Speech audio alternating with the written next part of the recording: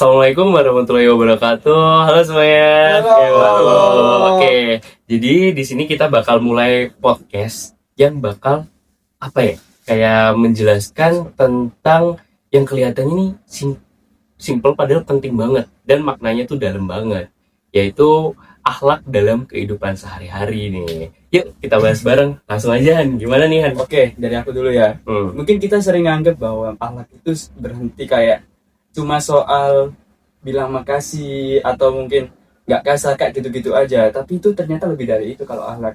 Betul apa nggak sih? Betul banget. Jadi sebelum masuk ke diskusi nih, ada baiknya kita bunga dengan satu hadis nih yang baik banget. Boleh dibacakan Mas Rian? Boleh banget. Jadi ada satu hadis dari hadis riwayat Al-Baihaqi itu innama bu'itsu liutammima makarimal akhlak. Yang artinya sesungguhnya aku diutus hanyalah untuk menyempurnakan kemuliaan akhlak. Nah, dalam hadis ini tuh dijelaskan Ken. Jadi salah satu misi utama Nabi Muhammad di dunia ini adalah ya untuk menyempurnakan akhlak gitu. Bukan cuma soal ibadah, soal ritual, tetapi tentang bagaimana kita bersikap ke orang-orang lain gitu. Oh ya, bener banget. Dan juga ada ayat Al-Quran di surah Al-Qalam ayat 4 yang berbunyi wa innaka la'ala khuluqin azim. Dan sesungguhnya engkau berada di atas akhlak yang agung. Nah, ini jadi patokan kita hari ini nih. Oke, lanjut aja. Pertanyaan pertama buat Mas Willy nih. Kalau kamu ngelihat kehidupan sekarang nih Will, di gaya hidup mahasiswa sekarang dengan media sosial dan pergaulan kampus sekarang, akhlak itu masih relevan gak sih Will? Atau udah ketinggalan zaman? Kalau menurutku sih relevan gitu, apalagi di dunia yang semakin digital ini. Dan justru ujiannya itu semakin nyata gitu. Dulu kita mungkin bisa lihat sifat orang itu pada saat ketemu, mereka bisa saja berperilaku pura-pura baik gitu. Namun kalau sekarang ini kan kita bisa lihat dari misalnya dari kolom komentar bagaimana cara dia chat dengan timnya di WhatsApp atau di Line, Telegram ataupun itulah. Nah, justru sedikit sifat asli orang tersebut itu keluar gitu. Nah, sifat itu akhlak itu diuji. Apakah kita tetap jaga lisan dalam hal ini atau enggak gitu? Iya, atau enggak gitu. Bener. Poin yang bagus banget nih Will. Oke, jadi akhlak itu nggak cuma fisik aja ya, tapi juga bisa dalam bentuk digital. Wahyu, kamu punya nggak sih pandangan soal hal ini? Saya agak setuju dengan pendapat Willy. Tapi saya akan menambahkan yang lebih personal gitu. Kita itu sering lupa bahwa akhlak itu untuk diri kita sendiri juga. Nah, contohnya nih, saat kita itu gagal gitu, kita itu gak boleh putus asa. Terus saat kita berhasil gitu, kita ya gak usah sombong gitu. Nah, di Islam itu mengajarkan tentang tawadu atau rendah hati. Nah, pengaplikasiannya itu beragam. Bisa kayak kita kalau dapat prestasi gitu, ya udah kita diam aja. Kalau kita lagi hebat-hebatnya nih masa jaya, ya udah kita diam aja, gak usah sebar-sebarin. Aku bisa gini, aku bisa gitu. Ya itu relate banget sih. Aku mau nambahin juga ya. Iya, boleh. Jadi kita itu seringkali lupa bahwa ibadah itu hanya soal yang vertikal aja kayak sholat, puasa, zakat kayak gitu-gitu. Tapi kita juga sering lupa kalau ada yang namanya ibadah horizontal. Kayak kita hubungannya dengan manusia lain nih gimana kayak gitu. Bahkan ada suatu hadis.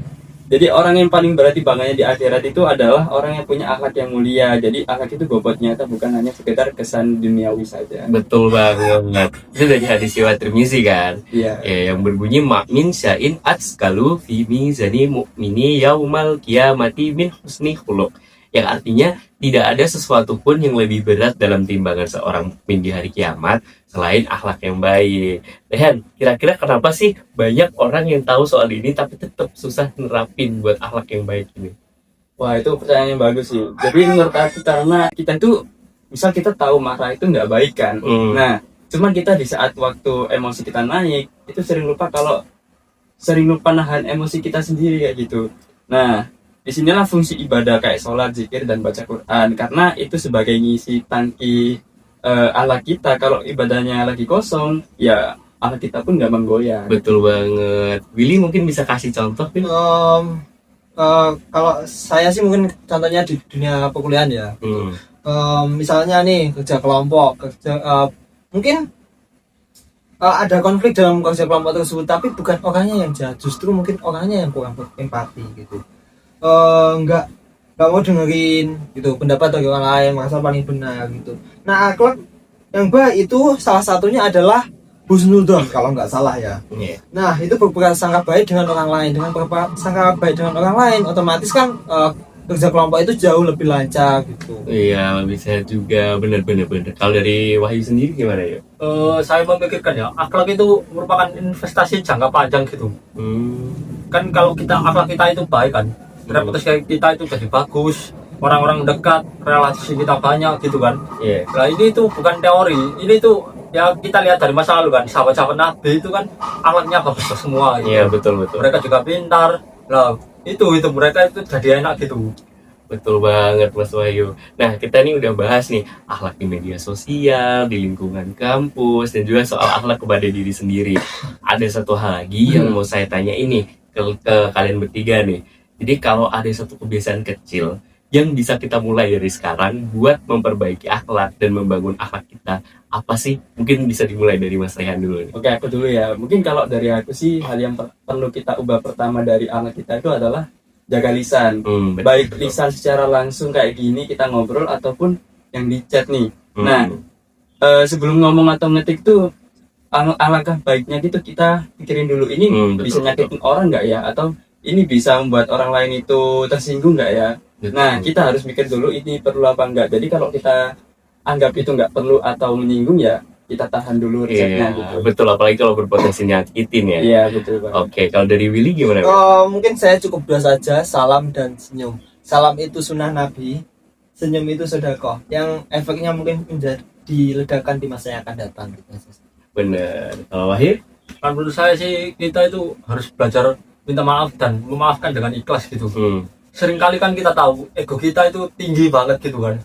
Nah kalau kita belajar minta maaf gitu kan, ya kita itu sehat secara mental juga.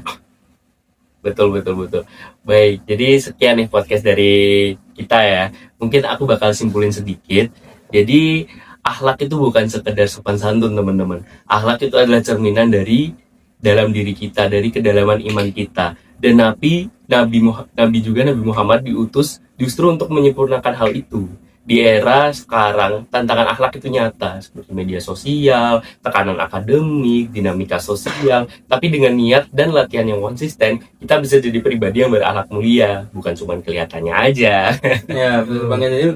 Dan menurut aku juga Allah itu sering menegaskan bahkan di surat Al-Qalam itu bahwa akhlak yang agung itu diakui oleh Allah itu sendiri. Iya, betul banget. Jadi nggak ada ruginya kan kita bisa investasi kayak yang bilang Mas Wahyu tadi. Iya, benar banget. Kita bisa mulai dari hal kecil mungkin, konsisten dan ikhlas. Itulah kuncinya. So, terima kasih telah mendengarkan diskusi dari podcast kami. Iya, mungkin. Nah semoga bermanfaat dan juga buat kita semua. Iya, jangan cuma jadi pengetahuan di kepala Iya, aja. oke, Bener-bener. Amin. Oke, sekian podcast dari kami. Kami pamit undur diri. Wassalamualaikum warahmatullahi wabarakatuh.